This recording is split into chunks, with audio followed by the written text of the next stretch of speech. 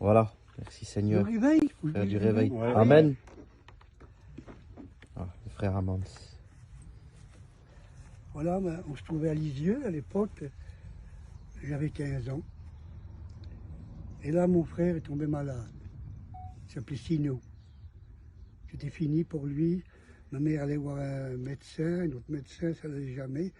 Elle a dit amenez-le tout de suite à l'hôpital de Lisieux. Alors, on l'a amené. Ils l'ont opéré. Et les médecins ont pu dire sur lui, Madame, votre garçon, c'est fini, il s'en va. C'était fini pour lui, il s'en allait. Alors ma mère, elle est partie de l'hôpital, c'était donc un samedi. Et elle est passée devant un homme de Dieu qui était là, je ne savais pas. Personne ne connaissait la parole de Dieu à l'époque, dans les années 50. Mais mon frère, il a été à Lisieux. Oui, mon frère, dis bien. Et il a demandé. Il a dit que c'était dans les années 49.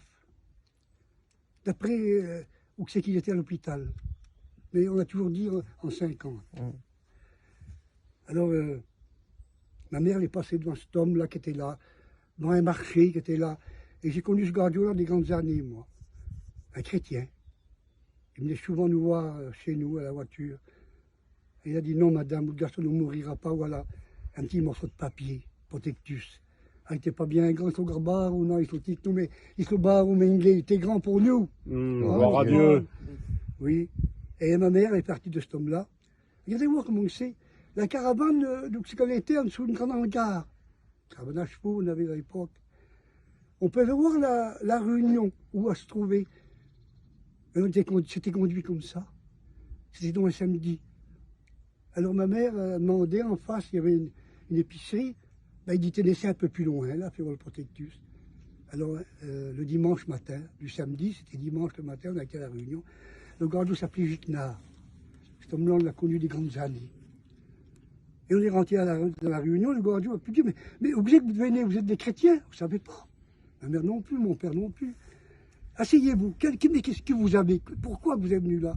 Alors ma mère a expliqué le cas, qu'il y avait un garçon qui était à l'hôpital, puis que c'était fini pour lui. Je dis non, madame, je vais aller prier après la prédication de l'évangile. Asseyez-vous, je vais aller prier pour votre garçon. Mais où c'est que vous êtes? Vous voyez la grande grange qui est là-bas, la caravane est en dessous. Bon, c'est très bien. La réunion finie, cet homme-là, il a été prié pour mon frère, Chiknar. Il est passé chez nous, il dit, madame, j'ai été prié pour votre garçon est guéri. Amen. Et c'est vrai, il est sorti 8 jours après de l'hôpital. Beauté, Seigneur. Et après, on est parti sur Mézidan 6 mois après. Et c'est là que mon frère Mans est venu. Ma mère a fait une lettre et il est venu. Et c'est là que Mans a attendu la première prédication de l'évangile après des gradués à la Réunion. Et on est parti sur les routes après. On est parti sur Tours. Tous mes parents sont tous partis, les jeunes comme les grands. Quelle beauté. Sur Tours, on est parti avec la caravane. Et après, ça a été tout partout.